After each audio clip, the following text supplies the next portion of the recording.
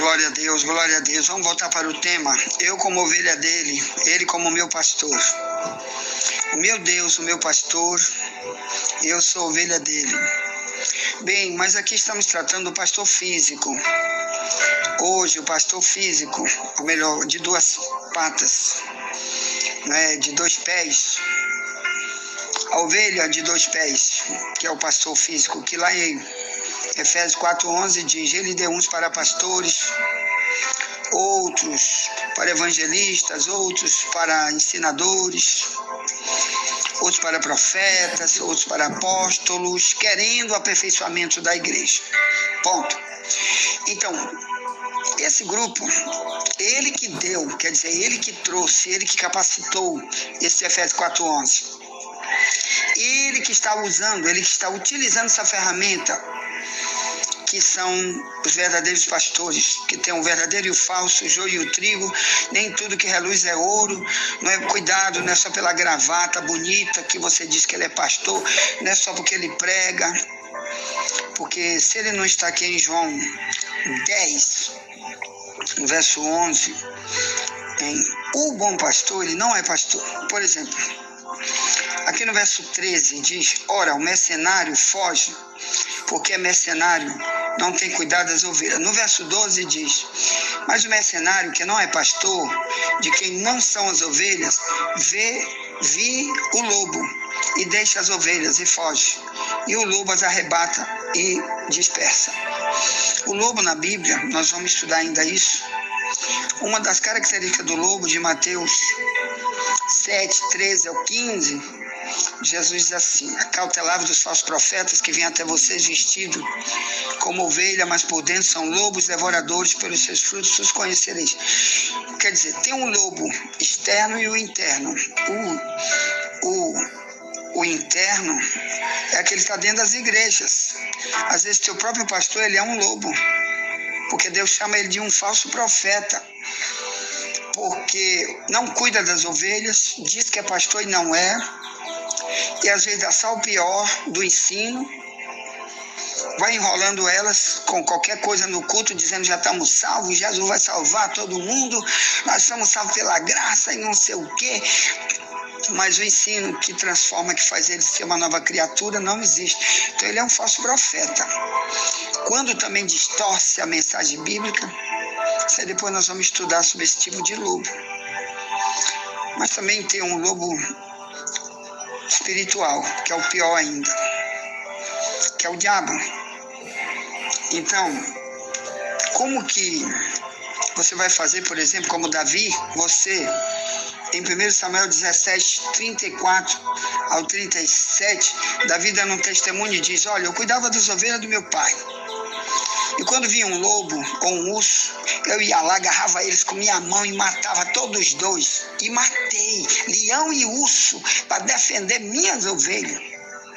Então Davi, irmão, ele chegou a ser um homem tão conhecido por Deus como servo, como amigo de Deus, e como alguém que sim, Deus poderia colocá-lo em um local de destaque para liderar Israel, como liderou de maneira linda, porque desde cedo ele já tinha essa questão. Ele defendia suas ovelhas. Podia vir urso, leão, podia vir o que vier, não estou nem aí, eu vou lá e quebro, rebento ela. É que nem hoje, é negócio de demônio, que diabo, eu tenho medo do diabo, eu tenho medo, eu fujo, não é que negativo, meu irmão. Você se capacita, Deus está contigo, não tem diabo, não tem ninguém, né, que possa te tirar do foco e fazer você nunca deixar de proteger suas ovelhas, porque o diabo vai pegar. Agora, quando o pastor está bem endemoniado, como é que ele vai proteger a ovelha? Quando ele está na rebeldia, ele está com o demônio. Então o diabo não expulsa diabo. Então é isso. O pastor, ele tem que proteger a ovelha. Eu me lembro que a irmã, na última vigília que nós tivemos em nossa igreja esse mês, E esse mês agora vai ter, dia 30, uma nova vigília, até meia-noite. Eu peço, se você quiser estar conosco, você que está em São Luís, eu só ensino, oração, louvor e ensino. E o tema vai ser esse aqui, né? Eu como ovelha dele. Bem, lá vai ser um resumo. E na última vigília que estivemos, agora esse mês passado, uma irmã, esposa de um obreiro da igreja, esposa do meu irmão Romilson, ela contou no microfone um testemunho, que certa vez ela estava evangelizando alguém com um grupo de pessoas da nossa igreja, e ela estava ali visitando, orando por aquela pessoa, que ainda era nova convertida, ainda estava com muito problema para resolver, espiritual. E certa vez eles oraram, ela teve um sonho, que ela vinha correndo, e o diabo vinha correndo atrás dela, e dizia: eu estou correndo atrás de você, porque você não tem cobertura espiritual, por isso que eu estou correndo atrás de você, vou te pegar. E ela corria na frente, e ele correndo atrás. E o diabo disse: vou te pegar porque tu não tem cobertura espiritual, tu não tem pastor. Aí na mesma hora no sonho, o pastor Wagner aparece. Ela que disse, não fui eu que disse. Ela contou para todo mundo lá na nossa igreja. Nessa hora o pastor Wagner aparece e diz: epa, Satanás, eu sou o pastor dela, ela tem cobertura sim, pode sair daí. E ele saiu voado, e ela acordou. Então é isso, meu irmão. O próprio Deus revelou para ela: olha, você tem sim cobertura. O diabo não pode ir para frente, que você tem cobertura. Esse homem mora por você de madrugada, todo dia, por vocês, pela igreja, que Deus constituiu a igreja para ele ser a liderança. O diabo sabe quem é, quem não é. Então, meus irmãos, vamos lá.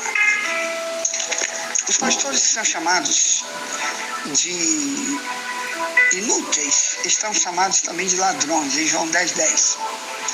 Jesus disse: o ladrão não vem senão a roubar, a matar, a destruir. Eu vim para que tenham vida e a tenham em abundância, porque eu sou o bom pastor.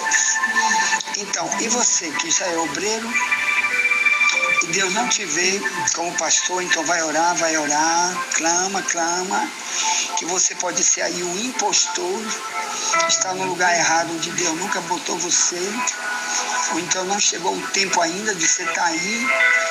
Por isso que você vive o dia todo cuidando só de ti, o dia todo.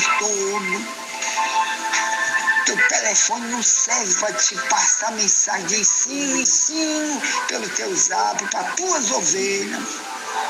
Orar por elas, cuidado.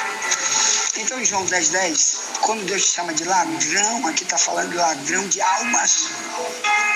O principal é você roubar a alma delas. Quando você diz que está ali para ensinar com a verdade e não dá a verdade, quando dá no conta-gotas, é só lá no culto, naquele dia. A maioria não vai para a igreja, somente no inverno, doente, muitos, chovendo demais, não tem dinheiro para pagar moto nem Uber. Como que vai chegar lá?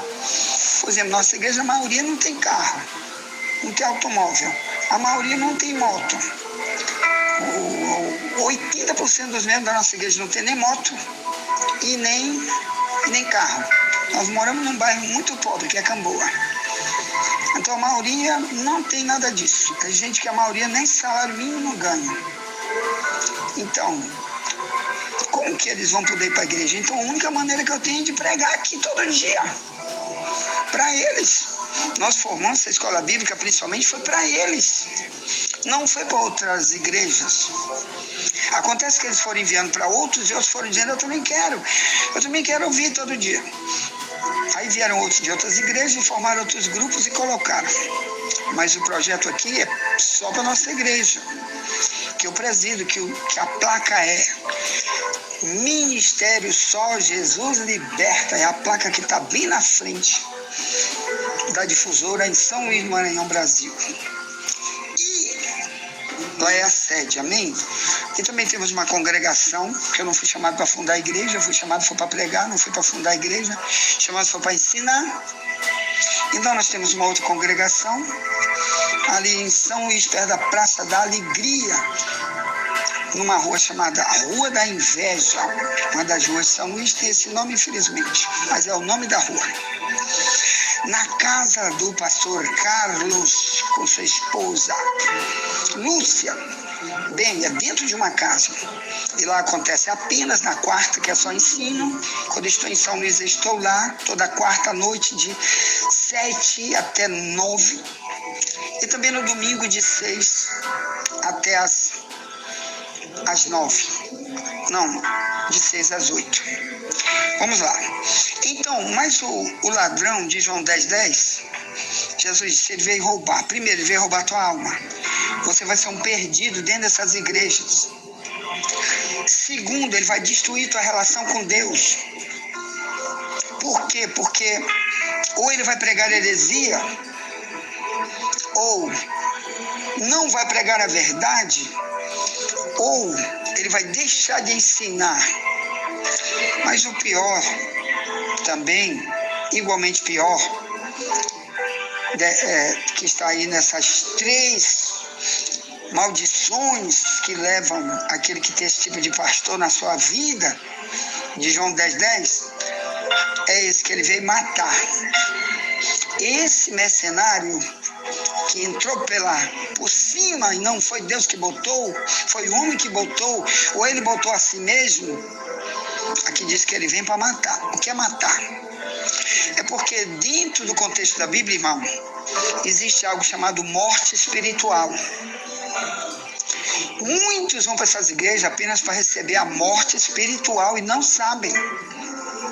Por exemplo, em Efésios 2:1-3, Paulo diz, Cristo nos deu vida, estando nós mortos em ofensas e pecados, nos quais todos nós antes andávamos, os desejos da nossa carne, fazendo a vontade da carne e dos pensamentos, e éramos por natureza filhos da ira, como os outros também.